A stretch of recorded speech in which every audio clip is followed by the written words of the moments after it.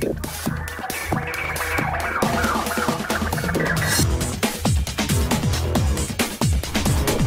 Viewers, বিনোদন জগতের সব খবর নিয়ে আপনাদের সঙ্গে এই মুহূর্তে রয়েছে আমি রিপোর্টার কুসুম। ঢালিউডের দুই তারকা সুপারস্টার শাকিব খান এবং ঢালিউড কুইন অপু বিশ্বাস এবং শাকিব খানের দ্বিতীয় ইস্যু যেটা শবনম বুবলি, এই নিয়ে কথা বললেন মিশা সওদাগর এবং ঢালিউডের আরেকজন ভিলেন ডিপজল। মিশা সওদাগর বললেন, আমরা জানি শাকিব আবারও অপুকে বিয়ে করেছে এবং ওরা সংসার করছে, ওরা ভালো আছে, আমি ওদের জন্য দোয়া করি ওরা সুখে থাক, কারণ ওদের একটা সন্তান রয়েছে আকরাম খান জয়, এবং ওদের জীবনে যে ঝড়ঝাপটা এসেছিল সেটা বুবলির জন্য এসেছিল, সেটা অপু অনেকবার ক্লিয়ার করার চেষ্টা করেছে। তখন আমরা কেউ বিশ্বাস করিনি, কারণ কোনো কিছু শুরুতে আসলে সেটা বোঝা যায় না, পরবর্তীতে তার পুরোটাই সত্যি প্রমাণিত হয়েছে।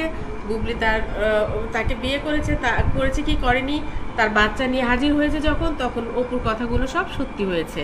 সুতরাং অপুর প্রতি শ্রদ্ধা, অপুর প্রতি সহানুভূতি, অপুর প্রতি ভালোবাসা, যেটা আমাদের তখন দেখানো উচিত ছিল, তখন দেখাতে পারলে হয়তো আজকের এই দিনটি দেখতে হতো না। তারপর যেটা আমরা দেখলাম, অপু ধৈর্য সহকারে এই যে মেনে নিয়েছে আবার সাকিবকে জয়ের জন্যে, এই যে পরিবার অপুকে মেনে নিয়েছে, এই যে আবার তারা এক হয়েছে, এটাকে শ্রদ্ধা জানাতেই হয়। অপরদিকে আরেকজন তারকা ডিপজল ভিলেন, সে ভিলেনের মতোই কথা বলেছে।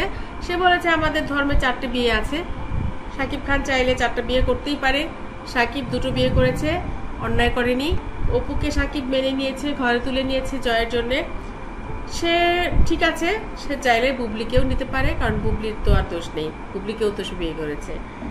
এই যে কথাটা ডিপজল বলেছে, সে আসলে ভিলেনের মতোই কথা বলেছে, কারণ একজন পুরুষ 2টো বিয়ে করলেও সে যদি ঘরে নিতে চায়, একজন নারী যে তার স্ত্রী, যে তার প্রথম স্ত্রী, তার পক্ষে কখনোই আরেকজন নারীকে মেনে নেওয়া সম্ভব হয় না, কারণ বাংলাদেশের মানুষের মনে এই ধরনের কাজগুলো মেনে নেওয়া মতো ঘটনা এর পূর্বে ঘটেনি, যার জন্যই তারা সেটা পারে না।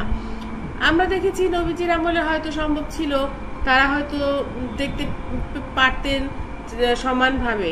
বাংলাদেশের পুরুষের পক্ষে যদি একজনকে এতই ভালোবাসতো তাহলে আরেকটা বিয়ে করতো না। তখন কেন বিয়ে করতে হতো? কেউ যুদ্ধ বিধ্বস্ত, কেউ বিধবাজ, কারো যাওয়ার জায়গা নেই, এই ধরনের ব্যাপারগুলো যাতে মানুষ পরবর্তীতে সামঞ্জস্য করে রাখতে পারে, সেটা বোঝানোর জন্য আল্লাহর তরফ থেকে এই কাজগুলো নবীজির মাধ্যমে করিয়েছেন। তার মানে এই নয় যে কেউ ইচ্ছে করলে 4টা বিয়ে করবে। নবীজি কিন্তু বলেছেন সবাইকে সমান দৃষ্টিতে দেখতে হবে। কোনো মানুষের পক্ষে একটা মানুষকে, 2টো মানুষকে কিংবা 4টে মানুষকে সমান দৃষ্টিতে দেখা একেবারেই সম্ভব নয়। আপনি যখন একটা বিয়ে করবেন, কাউকে ভালো লাগছে না বলে প্রেম করবেন আরেকজনের সঙ্গে, তখন বিয়ে করবেন, তাহলে দাঁড়ানো কি আপনি কি সমান দৃষ্টিতে দেখার জন্য বিয়ে করলেন, নাকি আপনার মনের তৃপ্তি, আপনার মনের খায়েশ মেটাবার জন্য বিয়ে করলেন?